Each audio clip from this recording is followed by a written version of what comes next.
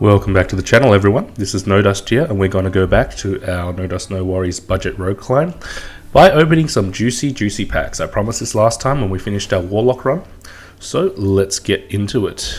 Okay, just give me one moment. Here we go. Top to bottom. I like Loot Hoarder. Direwolf could also take a place in the deck, but I think Loot Hoarder almost definitely takes a place in this deck. Epic. I will disenchant this, I think. Silverhand is good. Silverhand is good. And I'll disenchant the Molten.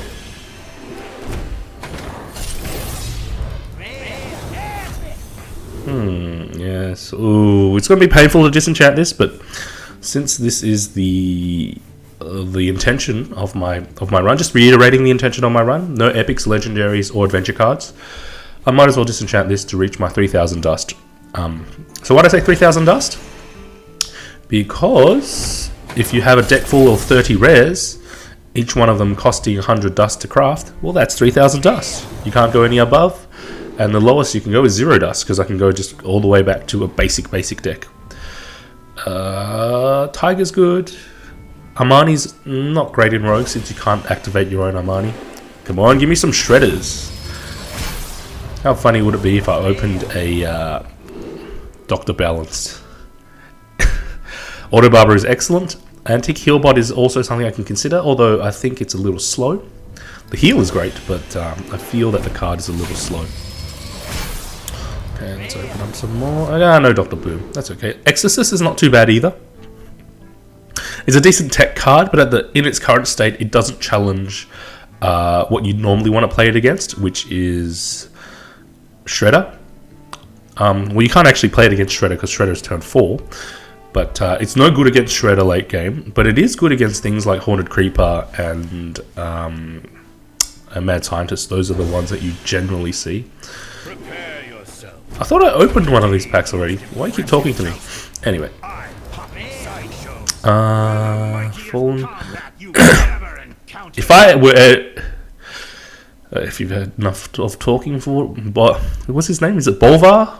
Is it Tyrion? Yeah, it's Tyrion. Anyway, if I were to make a budget mage deck, I would definitely have 2 copies of these. So maybe, I'll save the budget cards, quote unquote budget cards, commons and rares for the other classes, just to leave open the chance that I will be making a budget run with all cards, with all decks. Okay, let's look for epics. We're going to disenchant the epics. This is going to be painful, but it's got to be done. Give me that sweet dust. 1 epic is 1 rare, or 2.5 commons, which will improve my deck to no end. Yes, a lot of mage cards. Pretty rubbish. Holy Champion's good. Auto Barber is excellent. And all these commons. Okay. So I'm actually going to have to reassess my deck from the ground up. You know what actually I would really love? If there was a tab that, even after you cleared the cards that are got a little background on them, if there was like a little star next to the card, just to say, oh, this card is new, you got this card within the last week or so, or within the last 2 or 3 days, and perhaps you can do away with the shiny background, but just put a little star here just to remind me, oh, this is something I didn't previously have access to. And I think that would be really good. I think I would like it. Okay. You know what? I think I'll rebuild my deck from the ground up, because trying to make adjustments and so on and so forth with a deck that I haven't touched. I haven't played this deck in about a week's time, so I'll call it Budget Rogue. Okay, these are fine, these are fine, these are fine. WhatsApp is fine. Auto Barber Valiant is fine. Shao-Pan is fine. Fan I probably only want 1 of. Again, just talking about my my philosophy as to whether I should put 1 or 2 copies of cards into deck. If it would be disastrous to have 2 copies of Fan in your hand, you probably shouldn't have 2 copies of Fan in your deck. because just by taking that one copy out, you'll draw into something else that gives you more options and more flexibility. And having said that, I think a Deadly probably should go. I don't really like having 2 copies of Deadly. Backstab is okay. I'll come back to Backstab, because top decking 2 Backstabs in the middle of late game is also very painful. Okay, this is good. It's great cards. I'll take a South Sea.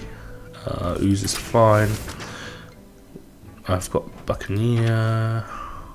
Bloodsail is fine. Boneguard is okay, but I think I threw it out last time. Loot Hoarder is excellent. Fairy Dragon Nest is actually not bad either. It gives you a very strong, untargetable minion that deals a lot of damage, and you can protect it with your weapon. Micro Machine is good, but it's not like Fairy Dragon, but it's easier to remove. High threat, but easier to remove. I prefer high threat, harder to remove. Like, this is higher threat, but this is like a priority target. This thing is going to get backstabbed or frostbolted or quick shotted or whatever, so on and so forth. I like Direwolf, but I don't know if it fits in a class that doesn't make things with its deck, like things with its hero power. Pyro, yeah, I think Pyro, Horse. I'll have to think about the Pyro. Earthen Ring is excellent. Maybe I'll throw in the Little Exorcist and see how it goes. Shattered Sun, 1 copy is fine. Do I want a Wolf Rider? Let's wait on that.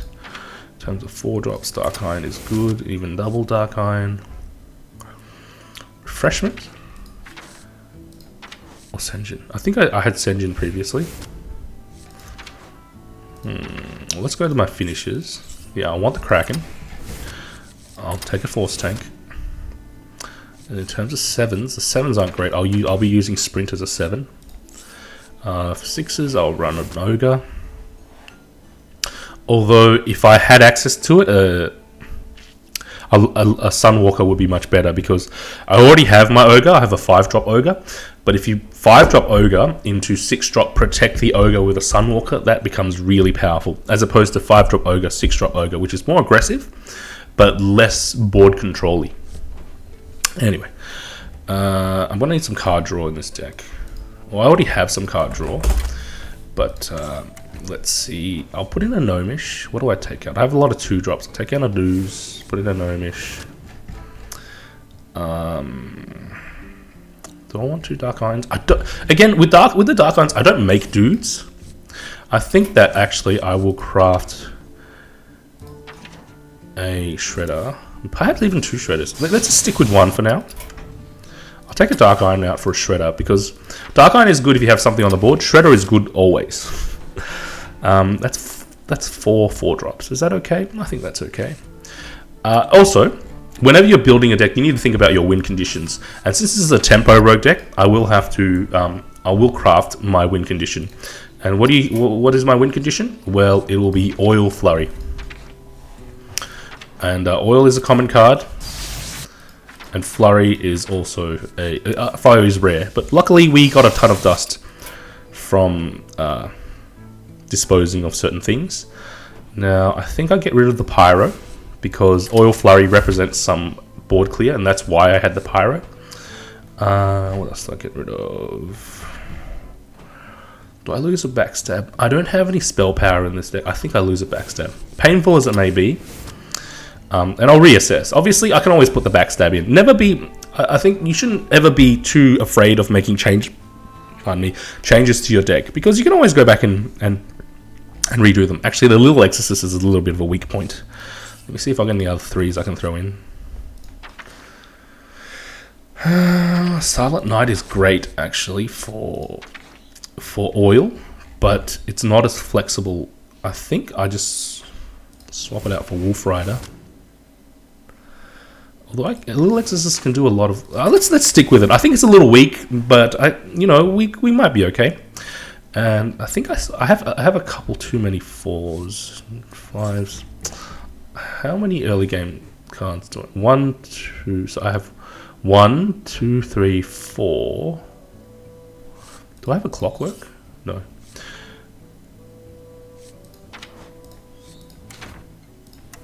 1, 1, 2, 3, 4, 5, 6, 7, 8, 9, 10. That's a lot of early game. I can probably cut to early game. So I'll lose a Fairy Dragon. And Blood Cell is fine. I like the Ooze. Just to... Do I lose the Ooze? Lose the Ooze. Lose the Ooze. Loot Hoarder, lose the Ooze. Yeah, Ooze is situationally very good against a certain number of classes, but Blood Cell is all around pretty good against all classes.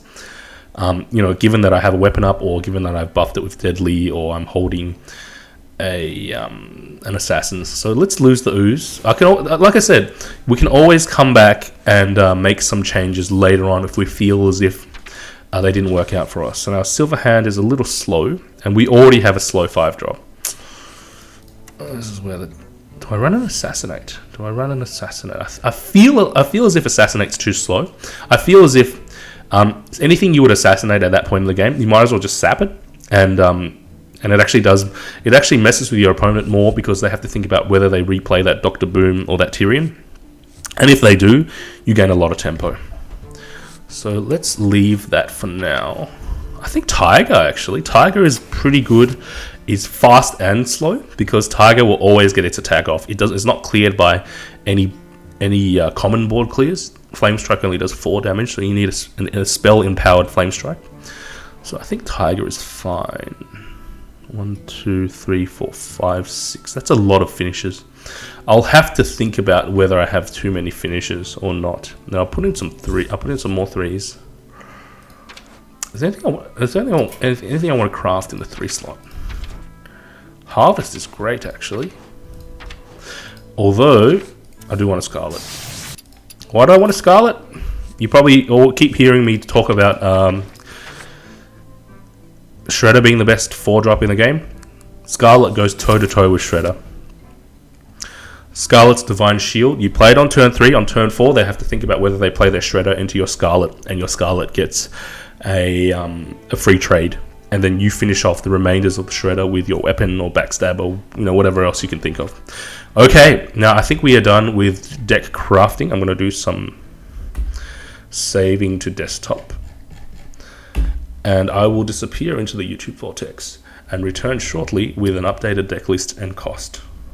See you in a bit. Okay, I have returned, and we are going to hop straight back into queuing up with our new 920 cost deck. See the little slightly oversized deck list on the right hand side. But all good for you guys if you want to follow along, see how you go using the same deck. Okay.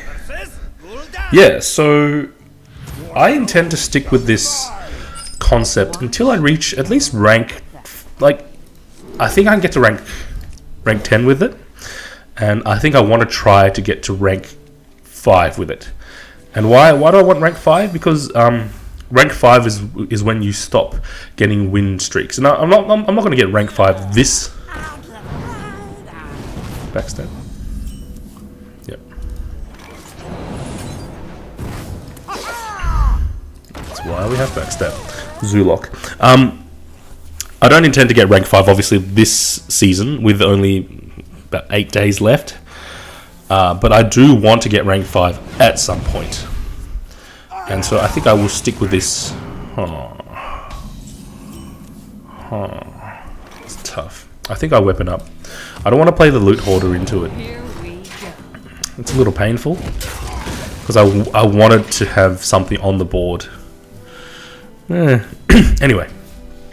Yeah, so I want to get to at least rank 5, but looking at all the other pardon me.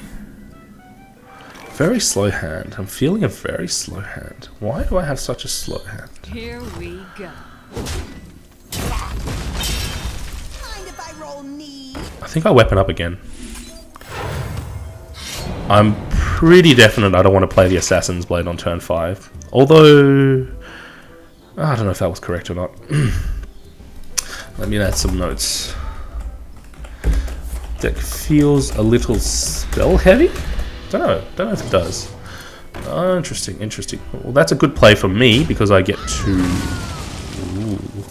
Yep. He's opened up my line of play. I'm not going to play the Gnomish because then I can't clear the doggy. And I'll use my face to take the damage to preserve the Divine Shield of my good friend, the Argent Horse Rider. Why do I do that? Why do I take the face damage instead? Because this is protected from things like Hellfire. Ooh, double Doomguard Zoo. Interesting. Interesting. What do I do? This is 7. This is 5 damage. I think I just put up the taunt. Oh, no. I can take the pain. And I think I hold the weapon. Yeah, there's not much to be gained from swinging at the Doomguard or at the Warlock's face right now. I think I hold the weapon. He didn't get too much because he had to discard another Doomguard and a Fairy Dragon. I think we should be okay this game, but it's hard to say. I would love to pick up a... No, I was thinking Sap might be good, but on the other hand, Sap... Ooh, great. Excellent. Okay, this gives me a fairly easy clear. If the oil doesn't land on the wrong thing. Do I want to consider any other lines of play? I could Gnomish and bop that and run the... I think that's actually better. Yeah. Bop this. Run these two in. And then tank a little more face damage. He's lost a large amount of his burst from his deck, given that he discarded the second Doomguard. And here's the Doctor balanced. So that should be fine. That's 8 damage. Oh, actually, this is really good. But do I want to consider something else?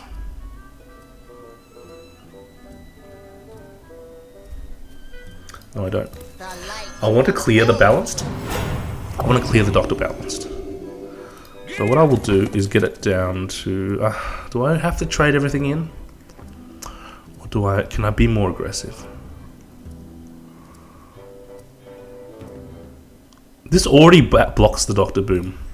I think I push for damage and force him to clear me.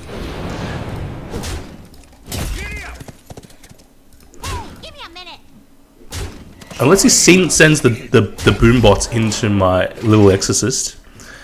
I think the line of play here is he has to send the Doctor Boom into the exorcist and then use the boom bots to clear my board, which leaves me with a lot of space to oil up. As long as I have one thing left. Is this going to be an implosion? Yeah. Okay, PO, that's fine. Am I still dead? Oh no, I think it sort of... Okay. Yeah, it's BM. Yeah, we're done. Well, didn't really have a neat answer to Dr. Boom there, but that's okay. Not always going to win against decks that have legendaries and stuff. MCT would have come in really handy there, so I'll note down maybe. And my early mid game was really slow, so yeah, maybe an MCT would help. Because definitely the little exorcist did help, but not enough. An MCT would have done a lot of work there if I could have pulled out the boom. Actually, no, the boom was played on an empty board, so there were no MCT targets. But MCT is sort of like a soft counter to boom. If you steal the boom, if he develops boom onto a board with one other minion, which isn't that rare, your MCT can win you the game. Anyway, let's hop into this. So like I was saying, I think this deck can get to rank 10, and I think it'll take a bit of work, but it can get to rank 5. And it just depends on how much time I can put in. It's not going to happen this season. I will try for rank... Do I tax the coin? Yes, I do. I will try for rank 10 next season. And I guess the season after that, we'll see how it goes next season. And the season after that, I guess we'll try for rank 5. But let's take it one season at a time. And definitely our dust collection... It leaves a little bit... I mean, you know, obviously the maximum amount of cost this deck can have is 3,000. And I'm about 2,100 off. And I will be collecting that through packs and so on and so forth. Okay. Do I trade? No, I don't. No, I don't. I let him ping. And then I use the little exorcist. Do I swing at the face? Do I swing at the face? My turn 3s and 4s are pretty much taken up. I don't think I should swing right now. Yeah. So again, with the Mad Scientist deck, I don't want him or her to get the value from the Mad Scientist. Every turn you leave Mad Scientists alive, and the reason I keep saying this is I need to remind myself as well. Every turn you leave Mad Scientists alive is a chance for your opponent to draw the trap into their hand. Yeah, let's get the value while we can. And I will be weaponing... Oh, no, let's save it. Yeah, so every time the Mad Scientist is alive, that card and the previous card could have been a secret, sorry. And it increases the chances the Mad Scientist will whiff. And at this point, the Mad Scientist has a chance to not only whiff, but not clear what I just played. And that's what makes... This is exactly what Little Exorcist is designed for, is to counter the Mad Scientist plays. Although I would really like it if Little Exorcist... And I'll do this, I'll put this in the show notes. Make Little Exorcist better. How do I make Little Exorcist better? I think I would make it a 2/4 with the same, like, don't change the text, but make it 2/4, so that when it hits one Death Rattle, it challenges Pile of the Shredder. So make it a 2/4, and I think what I'll do a mock-up using Hearth Cards. I think it's hearthcards.net. And okay, what are you doing? Okay, what I want to do here.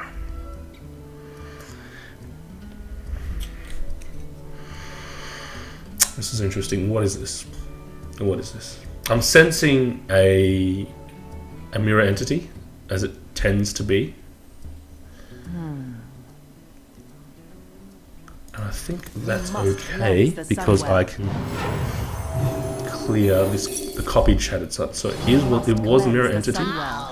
And I gain value, and I get to clear what gets mirror entity'd out. Yeah, seems to be my opponent seems to be playing a heavy secrets focused deck. Interesting. I don't know if you'd combine Kirin Tor with Mad Scientist, because Mad Scientist is assigned just to thin your deck of secrets. But then again, you'll always be pulling something out if you're playing all secrets. Okay, now we don't know what that is. I can't really go on. I think I'll have more. Yeah, let's play this. Is it another mirror entity? No, it's not. I didn't think so. Do I weapon up? Do I test? If I swing, I get to test for frost armor, whatever it's called, the frost barrier, ice barrier. I don't know what they're called. I don't play enough Secrets Mage. Yeah, let's test. No, it's not. Okay. I am sensing a duplicate or an effigy, or something spell related. So it's duplicate, effigy, or spell related. Okay. I'll have to consider that. Duplicate, effigy, or spell related. And the way you play around duplicate and effigy is actually the same. You clear the lowest cost minion. And spell related, you know, I'll test with sap or whatever. Very slow turn. Very slow turn. I could possibly also test for spell related using fan here. Okay, or sap. I'd much rather throw the sap away than the fan, I think. So let's check. Okay, and it's not minion related. I'm quite confident. What? Oh, it's vaporized. Okay. Didn't even occur to me. Here we go. I will swing here because I have a lot. I'll be floating a lot of mana next turn. I don't know if the sap on the summoning was correct or not. I think it should be. This sort of deck should be filled with a lot of spells and not so many minions. Only the spells that only with minions that are enabling secrets or have synergies with secrets. So things like Ethereal Arcanist, things like what's its face? Things like Apprentice, Sorcerer's Apprentice, things like that. Yeah, there it is. There's a Sorcerer's Apprentice. Oh, if only. Anyway, let's cycle into something. Oh, so close. That's fine. I will just play the Force Tank. I'll save the Shao-Pan. I mean, unless I pull out some sort of combo card, something that costs 3, I will be saving the Force Tank. Oh, that's right. I need SI7s. Sorry, my mind's sort of just everywhere today. This deck needs SI7s. And that means 200 dust for SI7s. Why do I need SI7s? SI7s, and the way that I play this tempo rogue deck is very reliant on, like I said, tempo. Things like backstab, things like SI7. And SI7 is, the text says, combo, deal 2 damage to any target. And it gives you a ton of flexibility in the mid game to... That was the wrong order. You could have played that for free, dude. Anyway, whatever.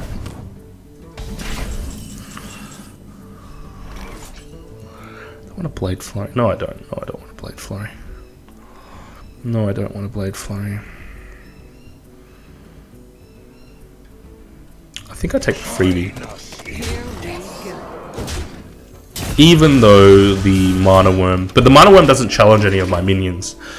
He's probably most likely going to ping off my Valiant and run the Mana Worm into my tank to get rid of the Divine Shield. And that's fine. Drawing out removal, slowing down the mage is fine for me. So I think that was the correct play. It's hard to say. So here we have one of our finishing cards in hand, Blade Flurry. The other one will be Oil.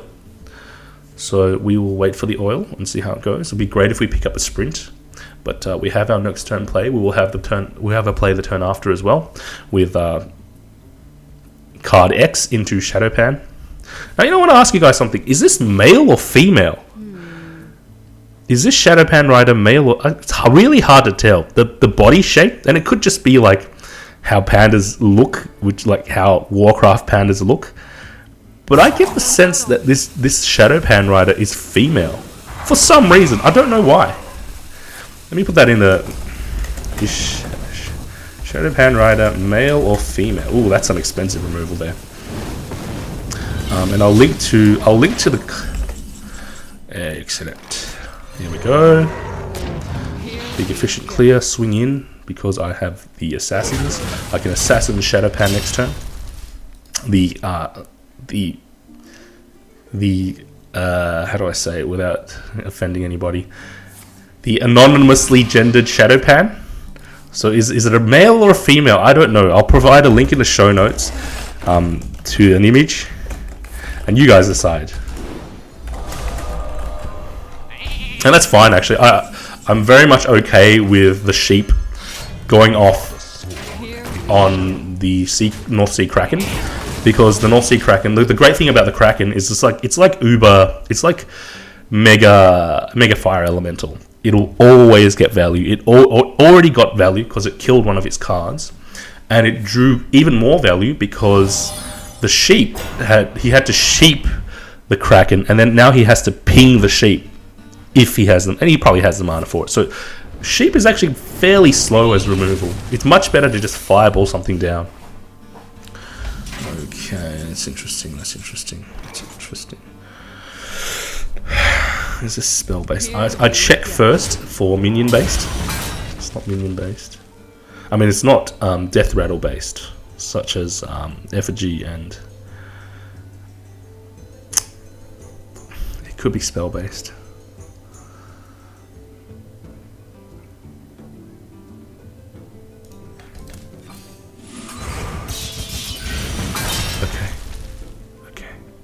I'm pretty sure it's a mirror entity. Well, let's see if it's another vaporized. No, it's not. I'm pretty sure it's a mirror entity, in which case I'm going to sprint. So the reason I did the flurry there was to test for... and I'm not going to play the Buccaneer this turn. I'll play it next turn, so I can clear it with my weapon. The reason I played Blade Flurry is I didn't want... It would have been disastrous if my sprint got counterspelled. And it wouldn't have been disastrous if my Blade Flurry got counterspelled. So I think that worked out there. I think I'm quite positive that this is a mirror entity, because of testing for everything else. So another fireball. That's a lot of your removal gone for dealing with my board, and I'm quite happy about that. You want a duplicate Buccaneer? You can have yourself a duplicate Buccaneer. Here we go.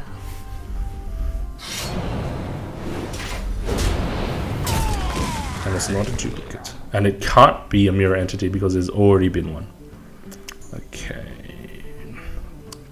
I'm not at any health pressure. I will develop these guys and almost played it in the wrong position. Always play stealths and untargetables in the middle of 2 minions against mage, because things like frost, cone of cold, which is very rarely played, but I guess this is more of a thing that I learned from arena. Cone of cold would have screwed me at this point, but if he cone of cold's here, he has to, the tiger's untargetable, so his cone of cold will only affect 2 minions. Whereas if I put the tiger on the left-hand side, the cone of cold would have hit all 3 of my minions and slow down my tiger. So always play untargetables and stealths in the middle. Same goes for Betrayal, playing around Betrayal. And Betrayal is a rogue card, 2 cost, that forces the minion in the middle to deal its attack damage to the minions on the left and right. So you'll see me making these plays, making these positions, making these positioning plays, specifically to play around those decks. I mean, to play around those cards. And I think I do it. I even do it even in the. What was it meant to be? I even do it against non-rogue and non-mage, because it's just something that I do to keep my game up, to keep it consistent. Like, this is what I always do. Okay, let's run this in, see what happens. Okay, that's not it. I don't mind if this gets copied, and I'm going to reveal the tiger, so it's fine for. Okay, it's not getting copied. Is this a? Is this a ice block? There could have been merit to popping the ice block this turn. I really don't think it's an ice block. I don't know if it, because if you run ice block, you run a very specific freeze mage deck. And actually, apologies in advance for you guys. I've just seen how long this video is gone. It's a very long video. Hey, that's a good pickup. And I will be uploading this. I guess we took so much time discussing deck construction and so on and so forth. Okay, so let's check for ice block. Always good to get your opponent down to. Okay, it was an ice block. Anyway, always good to get your opponent down to 1 before you pop the ice block, to leave him or her at the minimum health. Because if you pop the ice block at 5 health, there's a chance that they come back into the game. There's a 100 thingo there. Since given that I talked about wanting SI7s, I will buy another classic, and I'll open it next video. I don't want to open it now. I'll open it next video so we can do our deck changes at the start of the next video. Okay. So let's finish up. Apologies for the long video, but you know, I hope you guys understand, because all the deck construction, all that talky at the start. Okay, so thanks in advance for liking, sharing, commenting, and subscribing. I do this for the love, so any gesture of appreciation from you guys means a lot to me. Until next time, have a good day, have a great weekend, and this is No Dust signing off.